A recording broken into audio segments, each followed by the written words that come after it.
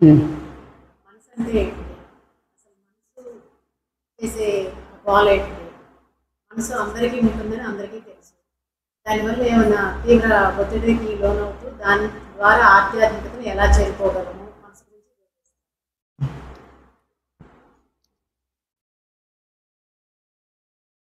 మనసు ఉందని అందరికి అనుభవంలో ఉంది కదా. అనుభవంలో మనసుని స్వయంగా గుర్తించి గమనించి తెలుసుకుని నా మనసు నిశ్చలంగా లేదు, నా మనసు చంచలంగా ఉంది, మనసు చెడు మంచి ఆలోచనతో ఉంది, గందరగోళంలో సృష్టిస్తుంది. ఆ మనసు లేకపోతే దేహం నడవదు, మనసు దేహం లేకపోతే సృష్టి తెలియదు.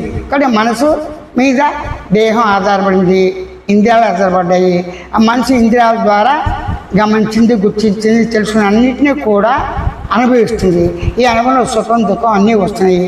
ఆ మనసుతో ఎట్టి పరిస్థితుల్లో మనసు లేని స్థితితో ఉన్నటువంటి ఆత్మని మనసు ద్వారా తెలియడం అసంభవం.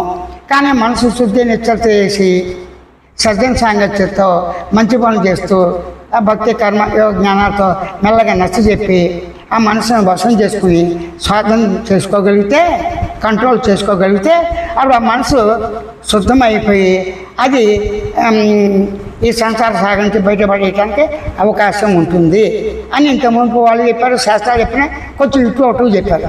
ఆ మనసే చిత్తం, అహంకారము, బుద్ధి అన్నీ మనసే.